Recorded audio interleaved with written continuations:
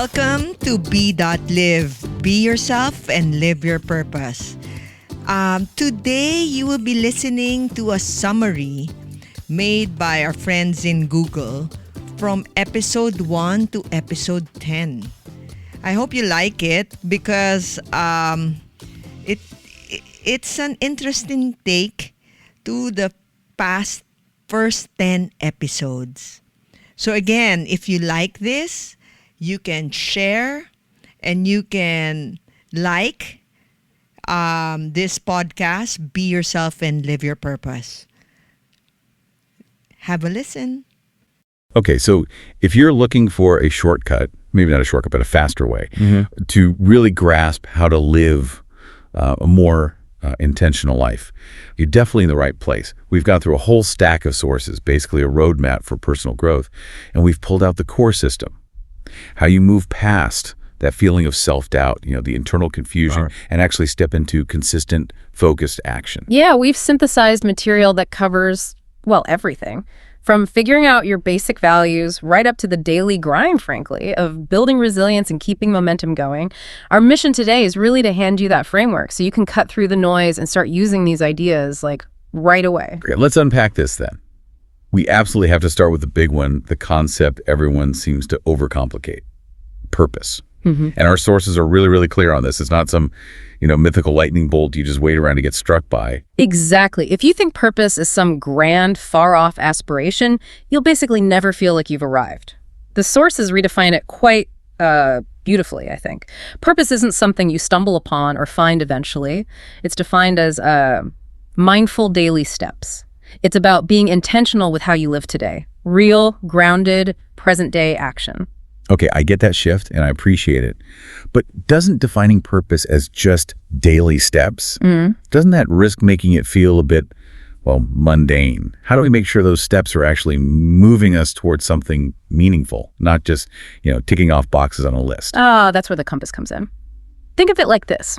If purpose is the daily journey, your core values are the navigation system. They're your non-negotiables. Principles like, say, integrity, authenticity, maybe creativity or peace. These shape how you react, how you respond to the world, especially when everything outside you is constantly changing. So why is nailing down these values so critical for being consistent? Because when your choices, your decisions, actually line up with your values, clarity just follows.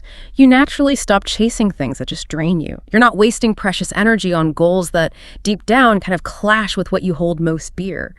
If you truly value peace, you'll probably stop taking jobs that force you into constant conflict, right? That makes sense. So how do we actually find these, deeply personal guides? The sources give two really practical ways to discover them. Yeah, they do. The first is to recall your peak moments. Think back to times in your life when you felt this deep sense of fulfillment or pride or just absolute peace. Those moments. They tell you which values were being honored, which ones were really feeding your soul. And the second method, which honestly often surprises people more, is to identify what really upsets you deeply. Wait, hang on. Why does getting angry or really frustrated, why does that reveal a core value? Because the intensity of your reaction often points directly to something you believe is fundamentally true about the world or about yourself. When one of your core values gets violated, let's say fairness or integrity, it doesn't just annoy you slightly, it triggers this immediate, almost primal response. It feels like an attack on your identity. So if you get absolutely furious when you see someone treated unfairly, fairness is probably pretty central to who you are. Wow. Okay. That totally reframes frustration. It's not just a negative thing. It's like critical feedback from your inner compass. But even with a clear compass, the path forward is, it's never perfectly smooth, is it? Once we sort of establish our values, the first big hurdle we hit is usually that internal static. Let's talk about self-doubt and that paralyzing fear of failure. Right. Self-doubt. The sources identify it basically as the voice of lies. It's often rooted in past failures, maybe hurtful comments someone made, and it's constantly whispering things like, I'm not good enough, I'm not worthy. It's maybe the most destructive internal critic because there's this quote in one source that just hits hard. Doubt kills more dreams than failure ever will. Oof, yeah, that quote really stops you cold. So if doubt is the ultimate dream killer, what's the antidote? What's the mechanism? Why does action work when just thinking about it or analyzing it doesn't seem to cut it? Well, according to the sources, confidence isn't something you're just given. It's something you build. through repeated action, even tiny steps, baby steps. But the real leverage, the real power, comes when you anchor that action to your why, to a purpose that's bigger than your own discomfort. For instance, if you're trying to build a business, not just for money, but maybe to break generational patterns of scarcity in your family, that huge why makes the daily fear of, say, rejection seem smaller. The purpose has to feel larger than the what-ifs. That leads us right into the fear of failure itself. Our material makes a really critical distinction here, one that helps you avoid mixing up your identity with an outcome. Absolutely crucial. The material insists very clearly that failure is an event. It is not a label. The deep fear usually isn't the failed test or the project rejection itself. The real danger is the story we attach to that event, that interpretation that attacks our very identity, like thinking, okay, I failed that presentation, therefore I am a failure. See how that narrative just collapses your entire sense of self into one single moment? So why is believing that story so damaging? What's the biggest cost, according to the sources? The biggest cost? Avoidance. Plain and simple, if you believe one failed event defines you permanently, you just retreat. You stick to your comfort zones. And the cost of that is settling for less than you're capable of. It's watching other people live the kind of life you maybe wanted simply because they were willing to risk the event of failure. It really forces you to face that core question. What do you value more, comfort or growth? And since growth pretty much always requires discomfort, we need a reliable way to keep moving forward, especially after that initial burst of motivation wears off. Which brings us to sustaining momentum and that necessary contrast between motivation and discipline. Yeah, motivation. It's famously unreliable, isn't it? It's fleeting. It depends on your mood, how much coffee you've had, maybe even the weather. Discipline, on the other hand, is presented as a decision. It's a commitment you make to long-term gain over short-term comfort. It's about choosing what matters most in the long run over what feels easiest right now. But isn't discipline sometimes seen as just self-punishment, like forcing yourself? What do the sources say about that common criticism? They actually argue the complete opposite. True discipline, in this context anyway, is a form of self-care because it honors the future you. It's more like training, not torturing. They compare building discipline directly to lifting weights at the gym. You don't walk in on day one and try to lift the absolute heaviest weight, do you? No, you start small. Maybe just 10 minutes of focused, dedicated work on something. Start light, build consistency. Makes sense. Exactly. Then you set clear boundaries, just like you'd have a workout plan, so you're not constantly renegotiating with yourself every single day. And finally, you track your progress. Maybe use a checklist or a journal, specifically so you can see those small wins adding up. Consistency, not necessarily intensity right away, is how that discipline muscle grows stronger. Okay, so once we have that discipline getting dialed in, we still have to protect our focus, right? I really like the analogy the sources use here, the racehorse wearing blinders. Oh, the horse analogy is perfect, isn't it? The blinders, they symbolize the need for us to put on emotional blinders to prevent all the distraction and anxiety that comes from constantly looking sideways at what other people are doing. Comparison really does steal our focus because it makes us question our own path based on somebody else's curated highlight reel. Yeah, and the sources really hammer home the importance of running your own race because there just isn't some universal timeline for success. Someone might find their clarity, their purpose at 20. Someone else might find it at 50 or later. The goal isn't to be on time, according to some external clock. It's simply to be aligned with your own path. And what's really interesting there is that when you finally stop looking sideways all the time, you can actually start to hear your own voice more clearly. Which brings us neatly into navigating transitions and how to find clarity in a world that seems almost designed for distraction. Clarity. It sounds like it should be the first step for this whole journey. Yeah. But the sources point out it's incredibly hard to achieve today. They blame things like information overload, constantly seeking external validation, and of course, FOMO, the fear of missing out.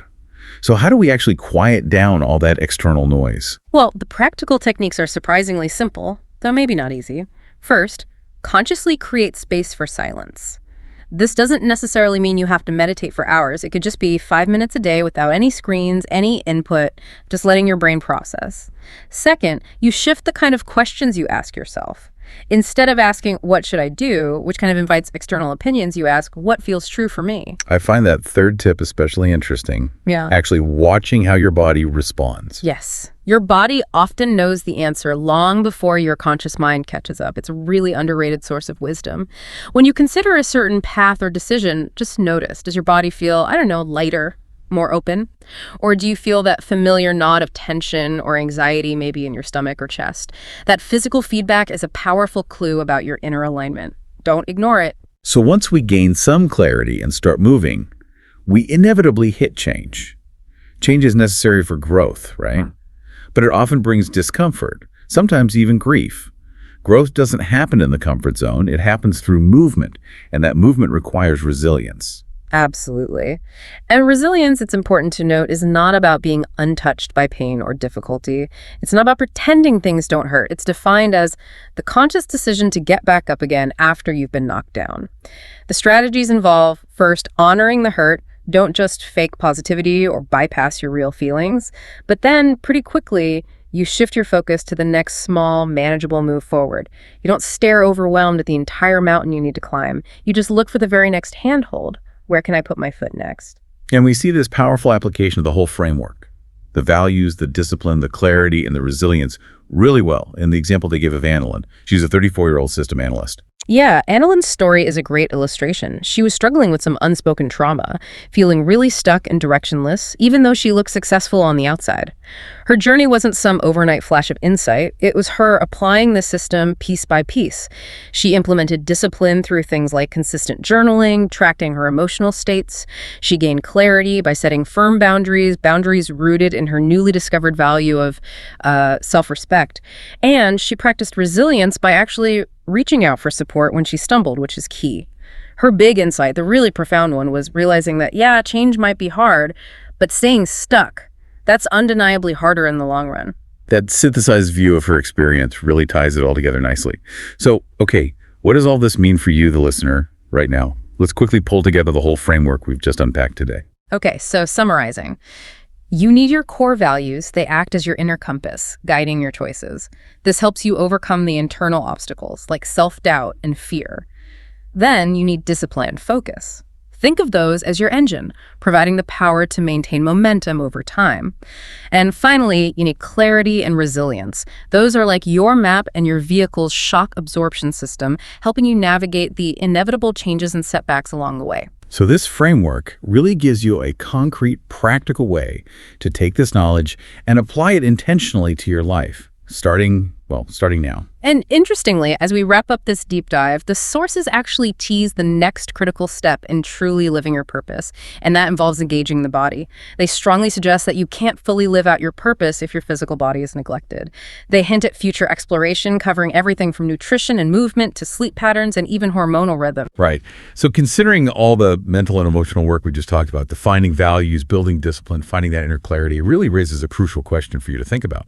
How fundamentally important is your physical well-being to maintaining the consistency, the energy, the clarity you need for a truly purposeful life?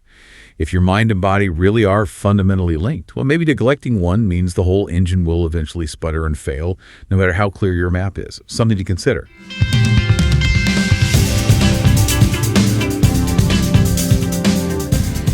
Thank you for listening, and see you next week for another summary of episodes